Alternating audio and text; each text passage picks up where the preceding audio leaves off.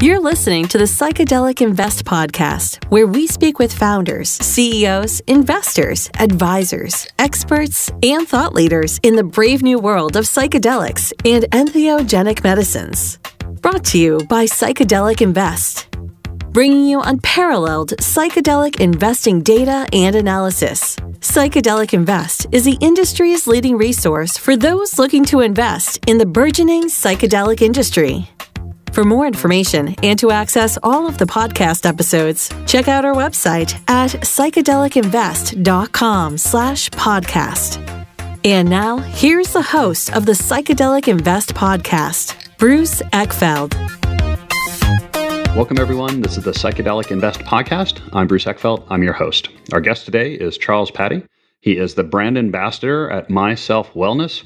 We're going to talk about the world of psychedelics, specifically ketamine, and how ketamine can be used in a therapeutic way, how it works, how it relates to other psychedelics, and really kind of where we are as an industry, as therapeutic models. I think, as most people know, a lot of these things are still in clinical trials and trying to figure out how we get them actually to market. Ketamine is one of these interesting areas that it is prescribable. It is available in various forms, and people are using it for interesting and impactful results. And we're going to talk to Charles about what they're learning and why they're focusing in this area and where it's going to go. So with all that, Charles, welcome to the program. Hey, Bruce. Thank you very much for having me. I appreciate it. Yeah, it's my pleasure. So before we kind of dive into the world of ketamine and psychedelics and Myself Wellness, let's get a little background. How did you get into the space? What was the personal background? Give us the story. So I'll go ahead and I'll tell you a little story, and it's about a guy who suffered from addiction issues and was an alcoholic for over 20 years, and he was self-medicating depression, anxiety, and post-traumatic stress disorder, and and not just self-medicating with drugs and alcohol, but also food and women and scratch-off tickets and pretty much anything that would take him out of the place where he was at. And this person is me. And psychedelic medicines actually saved my life. And it was through therapeutically using psilocybin mushrooms, DMT, MDMA, and ultimately ketamine. I actually alleviated all of that stuff out of my life with meditation and healthy lifestyle changes. So if it wasn't for psychedelic medicines, I actually wouldn't be having this conversation with you right now. Yeah, personal experience. It's strong. What did these substances actually do for you? And it sounds like you kind of experimented and tried various kind of compound substances in various kind of ways. What did you learn from all this? And what was the insight that really got you, interested in pursuing this professionally? Well, about 8 or 9 years ago, I was not living by spiritual guidelines, and I was addicted to drugs and alcohol. And I actually had a ketamine experience that wasn't in a facility like this one. And it was actually ketamine and MDMA. And I skyrocketed out of my body into space where I was with some higher dimensional beings, and Jesus was actually there. and I'm not a religious person per se. I'm a very spiritual person. But, this experience, the message I received that night was I really needed to get my life together and stop abusing myself the way that I had been doing. And, this night didn't exactly change my life completely, but I came out of it a much different person. I had always been agnostic and thought it was great to, believe in something, and I wanted to believe in something, but I've always been more of one of those, I got to see it to believe it kind of guys. And this was really my first burning bush experience from psychedelics, with a lot of self-work and continuing my psychedelic journey with dimethyltryptamine and psilocybin mushrooms. I actually had a 6-gram mushroom experience where I went out into the universe and I became one with everything. And I became one with God, the creator of everything, source, whatever you'd like to put the label of it on it. And I knew that we were all connected and that we were all a part of this thing called consciousness. And when I came back down from my experience that night, I was still having some struggles in my life with addictions and substance abuse issues. And when I came out of that experience, I realized that every time that I was taking these substances and I was poisoning myself, I was really poisoning a piece of God. And it was one of these shell-shocked experiences where I was incredibly emotional and there was a lot of apologizing to the universe or God or whatever you want to call it going on. And it really propelled me to start, taking better care of myself. And, psychedelic medicines really gave me the ability to love myself, which is something that I had never done before. And they gave me the ability to love myself enough to actually want to start eating healthier and exercising and meditating and, doing all of these healthy lifestyle changes that really propelled me into the person that I am today. Yeah. Yeah. It sounds like it's interesting. I've heard various kind of versions of this story. It's both kind of allowing you to love yourself, right? There's this kind of ability to accept who you are and your situation, kind of dissolving a lot of the fear and anxiety. But there's also this kind of connection. So it's like you realize yourself is not just what you thought yourself was, or your, I guess, physical body. Like it connects you to so many other things, whether it be spiritual, whether it be religious, or whether it just be kind of universe and energy and nature. So how do you kind of bring together the connectivity of like, I am bigger or greater than I am, but also then I'm kind of more aware of my own kind of person? I mean, how does this actually impact the way you kind of make decisions and think about yourself in life? Well, my personal opinion is that everything is made of energy. I actually had an experience where I saw everything break down to quantum mechanics and everything was humming at a vibratory state. And I saw everything break down to energy, which I was a part of. And once you have an experience like that, or once I had an experience like that, I realized that, there's no really getting away with anything. It's like you're a part of it all, and that, we're all connected and we're really like all a part of this one thing, this one greater consciousness, and that it really made me look at people differently. It made me look at situations differently. Once I felt this connectedness and I knew that we were all connected, I had a love for other people that I had never experienced as well. I was very insecure for a lot of years of my life, and I used to be not the nicest person all the time. And I would walk into a room and see if people were looking at me funny, or, and I would project back towards that. And it was all because of my insecurities. And once I figured out that we were all connected, it really made me love everybody else. And it made me really just want to keep focusing on healing myself. So ultimately I could get to a place where I could help others in their healing journey as well. Yeah. And so tell me about the business. How did you go from having this experience, this kind of personal transformation, to, actually taking some steps to bringing this to other folks, creating an organization and a business around this? So I was actually in the electronics industry before we started this company. And I was working for a PR firm and some other publications selling ad space. And I had actually gone to Mexico for a trade show. And I was out at dinner with a bunch of CEOs from these major companies. And I'm asking them if they know about psilocybin and DMT. And when I got back from that trade show, I knew that I wasn't in the right field and I wasn't doing what I was supposed to be doing. So I actually talked to my fiance, Christina, who is actually the owner of My Self Wellness. And I said, listen, if I don't use what helped me to help other people, it was a waste of 20 years of my life, because I never thought that I was going to have a good quality of life. And I never thought that I was going to be free from all of these things that were holding me back. And, these medicines saved my life. So she was pregnant with our son, Charlie, who's actually about a little over 2.5 now. And I did the unthinkable and said, so listen, I want to quit my jobs.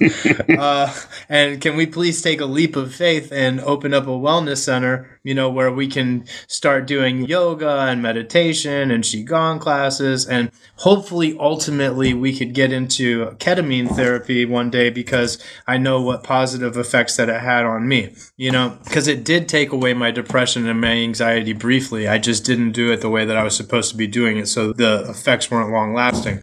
But anyways, through the synchronicity of the universe, Christina was doing aesthetics at that time, and I thought we might need a medical director for that. So I reached out to a friend of mine who I bumped into, and I said, hey, do you think we need a medical director for these machines she's going to be using? And he looked at me and he's like, well, why don't you ask me to be your medical director? And I was like, okay, sounds great.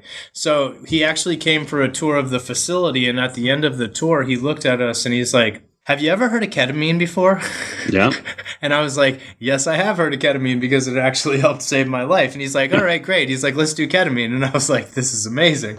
So that was our original medical director. He's actually no longer our medical director anymore, because then Dr. Andrew Ferber is our actual medical director now. And he actually came in because we had a mutual friend and he was interested in what we were doing and had heard about it. Well, Dr. Ferber, had his first LSD experience in 1956. 87, and, he's been a psychiatrist for over 60 years, a meditator for over 50 years, taught meditation on 5 continents. He lived with Osho for 20 years, and he was, personal friends with Ram Dass and Timothy Leary. And I was like, wow, gosh, wouldn't it be amazing if we could work with this guy while he's sitting here telling me these amazing stories? And at the end of the conversation, he looks at me and he's like, so what do you need me for? And I was like, so it's just synchronistically one thing after the next, and then like even from our nursing staff, our nurse, Jessica, heard that we were going to be doing yoga classes, and she was a yoga instructor. So she came for that. And Jessica was actually, going through some things on her own personal journey where she was suffering from depression, anxiety, and a bunch of other stuff. And so when she heard about the ketamine, she's like, you guys know I'm a nurse, right? And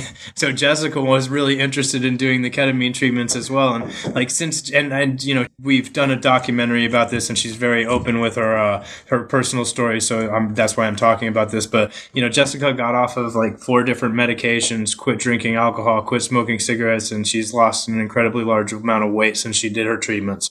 Our therapist, Hannah, I got food poisoning one night. I ended up in the back of an ambulance, and it was her husband who was taking care of me. And I started telling him about the business. Next thing you know, he's like, hey, my wife wants to get into psychedelic therapy as a therapist. So she comes in, and it was just like the universe just kept doing one thing after the next. So it was really a beautiful thing how everything happened for us. Yeah, it sounds like the universe was kind of lining these things up for you. Yeah. Let's talk a little bit about ketamine, just so we kind of understand, like, what is it? How does it work? How does it relate to some of these other psychedelics? I mean, we kind of loosely use these terms psychedelics, but there's many different kind of plant medicine, animal medicine, lab medicines that kind of, compounds that have been developed, and they interact very differently with our, nervous system and brain system. Give us kind of a summary of ketamine and how it relates to some of these other ones. So ketamine is an anesthetic. It was actually FDA approved in 1970. It's the safest, least toxic anesthetic on the market. So yes, I'm sure people have heard that they might use it on animals, which they do because it's so safe, but they actually also use it on toddlers and, all kinds of different things. If you were in the back of an ambulance and they were trying to sedate somebody, they would use ketamine on you. So it's an incredibly safe medicine. And the funny thing is that it was FDA approved as an anesthetic, but then people were going in for surgeries and they were having these experiences where they weren't depressed anymore and they didn't have anxiety. So they started doing clinical research behind it and found out that it was doing amazing things for depression, anxiety, PTSD, and a string of other things. Ketamine, as funny as it is, we call it psychedelic therapy, but it's actually not classified as a psychedelic. Yeah. Ketamine is actually a dissociative. Mm-hmm. And the reason this is psychedelics typically work on the serotonin receptors in the brain, where ketamine actually works on the NMDA receptors in the brain. So that's how it got, its use as an FDA approved anesthetic. And then people were having profound psychedelic experiences from it, which are incredibly therapeutic. Yes. And so what's the difference in the experience? Psychedelics, if people have, done psilocybin or some of these things and they're getting all these visions and kind of psychoactivity, the ketamine doesn't have that element, or what's the difference in terms of the phenomenal experience? Okay, so I would honestly put, if for people that are familiar, a breakthrough experience on DMT and an intermuscular shot of ketamine in the same general area. So it's very relatable to DMT or an ayahuasca session, but it runs roughly about an hour long.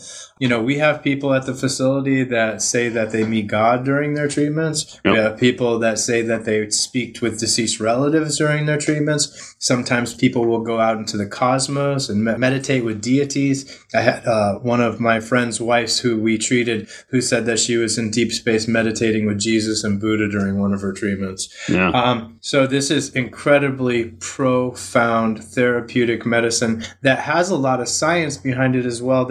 It's healing the neural pathways in the brain. So like whenever we've had any kind of traumatic experiences in our life, our neural pathways actually get damaged. And when the neurons are trying to flow through these pathways, they actually start bouncing off the walls, which causes people to suffer from depression, anxiety, and PTSD. Ketamine's actually going in and it's remapping and restructuring your neural pathways, sprouting new dendrites, causing new neuroplasticity or new neural connections in the brain. It's also been scientifically proven that it's helping the brain create more dopamine, naturally. So we're getting people off antidepressants, benzodiazepines, antipsychotic medications, street drugs, alcohol, and much more. Yeah. And what is just kind of walk us through a session. Like if someone comes in for a ketamine session, what do they go through? What's the process look like? So what we do is we actually do 6 treatments on people as our typical package and protocol at our facility. And this is because there's an accumulative effect of the medicine. So we're talking about literally remapping and restructuring your neural pathways. And this happens for the hour that you're in your session and then typically for a short window of period of time after that. So it's through the accumulative effect of 6 treatments that we're getting people to an amazing place in their life. What would typically happen is you would come in as a part of this package, you get 3 meetings with our psychiatrist, one-on-one therapy to help pre and post integrate the experiences. And each session lasts roughly around 45 minutes to an hour. And we run these sessions 2 times a week over a 3-week period or 1 time a week over a 6-week period. And with this protocol and with the way that we've been doing things, we have an astronomical success rate of helping people get away from their pharmaceutical psych meds at the facility. And there's really, in my eyes, with all of the healing I had from different psychedelic medicines, not only was one of the most profound ways that I healed because of the actual profound experiences, but ketamine did for my mood and my demeanor and my depression and anxiety what none of the other medicines really did as much for me. I had some incredibly profound spiritual healing experiences through psilocybin and DMT and these other psychedelic medicines, but ketamine took me from the peaks and valleys that I was going through in my mood on a daily basis and brought me to the most cool, calm, centered, and collected place I had ever been to. So it was really just the icing on the cake for the end of my psychedelic journey. And since I finished my treatments over, around 2.5 years ago, I actually haven't done any more treatments and I haven't actually used any psychedelic medicines because it really just got me to the place in my life where, as Alan Watts would say, psychedelic medicines are like a telephone receiver. You pick up the receiver, you put it to your ear, you get the message, and then it's important to put the receiver back down and apply what you've learned to your life. It brought me to that good place where I've really just been applying everything to my life and trying to manifest things to help other people. Yeah. You mentioned you've got, other kind of programs or other facilities. Are you integrating these yoga, mindfulness, meditation, these other things into the ketamine process, or these are kind of standalone services or paths that people go down? So the ketamine is a tool. The ketamine is a catalyst, just like all psychedelic medicines, okay? And the medicine's great. The medicine does its job. The medicine will heal the neural pathways. It'll take the depression and the anxiety away. But as cliche as it sounds, if nothing changes, nothing changes. So, I tell people ketamine's it's like a Control-Alt-Delete for the old program, the program that no longer serves us anymore. It shuts the mind down and it allows you to put a new program into place. So we teach people about meditation, breath work, healthy lifestyle changes, eating habits, yoga, and all of these things which are the real recipe for long-term success with the medicine. Ketamine gives you the time to grab the reins of your life and really get a hold on things and feel that much better. And because people feel that much better, it really opens the door for them to start practicing all of these new healthy lifestyle changes in their life. No. And what do you find as being kind of the most successful, or who gains the most from this process in terms of situation, what someone's suffering from, the work they've done before? Are there any contributors to better and worse outcomes? So we're treating depression, anxiety, post-traumatic stress disorder, addiction issues, OCD, bipolar. Ketamine's actually been used for pain management as well because it's resetting receptors in the brain that make us experience pain, and we're helping people get off of their opioid medication sometimes. Sometimes people will come in for mental health issues, and then 2 or 3 treatments in, they're like, I got in a car accident 10 years ago, and my shoulder's been in excruciating pain for a decade, and now it doesn't hurt anymore. What's going on? So, I tell people I feel like a snake oil salesman sometimes because I'm just like, it works for this and it works for that and it works for that, but it really actually does. And the amount of healing that's happening out of this facility is really phenomenal. I'll give you an example. Is we actually had a gentleman who who hadn't left his house in almost 5 years. I mean, he would go to the grocery store and he would get out to get his basic things, but he was very isolated. He was on over 20 years worth of Xanax. He was drinking himself to sleep every single night. And after around his second treatment, he came in and he's like, I'm weaning off of my Xanax. After his third treatment, he comes in and he's like, I quit drinking. He's like, I didn't come here to quit drinking. I just feel so good. I don't want to do it anymore. After his sixth treatment, he bought a plane ticket and went on vacation. And I'm actually still friends with this gentleman, and it's been over a year since he finished his treatments, and he just took another vacation. So that's one of the great things is these can be some very long-lasting effects with the medicine as long as you start to do the other healthy things in your life. There's a company that actually just published a study that they did out of Canada, and it was with AUD, which is alcohol use disorder. And I just want to let everybody know that when people go to a 28-day stay in rehab and then they decide to go to Alcoholics Anonymous for the rest of their life, there's a 3 to 5% chance that people will have long-term sobriety under their belt. Now, with this company that just did this study, they actually just found that after 6 months from doing these ketamine treatments, 86% of the people in the study had not had one sip of alcohol. So when we're talking about the success rate of helping people stay sober from substance abuse issues, ketamine is going to be the game changer as well. Yeah. A lot of people don't realize, but Bill Wilson, who was actually one of the co-founders of Alcoholics Anonymous, actually used LSD in his own personal healing journey for his depression. And it was really a belladonna extract experience that he had in a detox that he went into this, profound state where he was seeing visions of the future with a community of alcoholics helping each other stay sober. So a lot of people don't know, but Alcoholics Anonymous was literally spawned from a psychedelic experience. Yeah, exactly. So obviously a lot of possibilities and a lot of great outcomes for folks. What are the downside? What are the risks? Are there any, either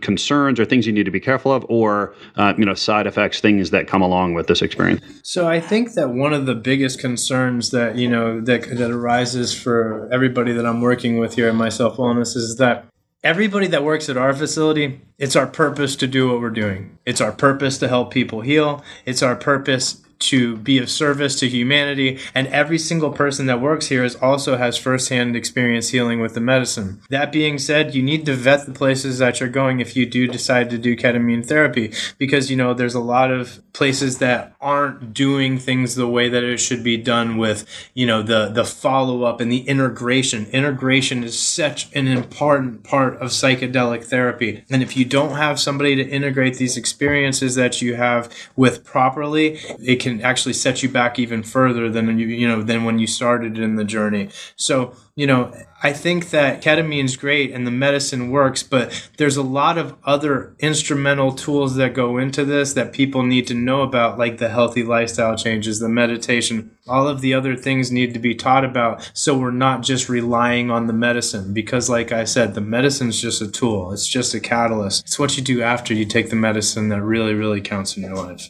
Yeah. And tell me about putting together the clinic and the work that you're doing, or the facility that you've put together. What's gone into it? Like, how did you kind of design things, or what was your intention in terms of creating the actual facility, the location, and the experience that people have? So when we went into this, I sat down with Christina and I was just like, I wouldn't want to have a psychedelic experience in a doctor's office. Yeah. That doesn't sound appealing to me. A lot of people don't even like going to the doctors, and there's some trauma that might have spawned them not wanting to go to the doctors in the first place. So we are a medical facility that is the farthest feeling away possible from being at a medical facility. We're more of like a day spa here, where we have these beautiful recliner chairs and all of these personal rooms.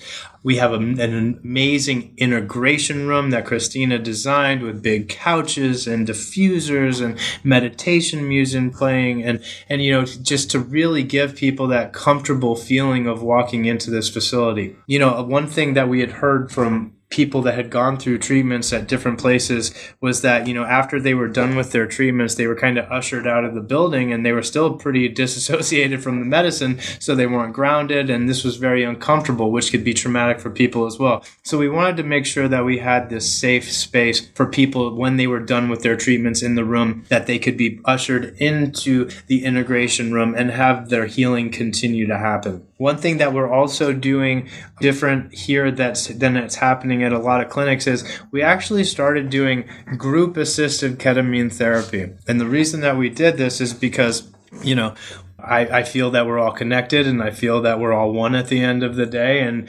people that can't afford ketamine treatments at the regular price at clinics need to have an option that's a little bit more affordable for them. So we actually do work with a financing company that we can help people get financed with, but we also dropped the price of our ketamine treatments down like 60% almost by doing group-assisted ketamine therapy, where we clear out our integration room. It's on Tuesday afternoons. They meet once a week over a 6-week period. You don't get all the personalized psychiatry and therapy. You do still get a meeting with our psychiatrist, and our therapist is present to run a healing circle after these treatments. But we basically put anywhere from 6 to 12 to 14 people in a room together, and they all go off on these journeys simultaneously and then integrate it back with each other. And, a lot of people really actually like it because it gives them a sense of community, and people to actually be on this healing journey with.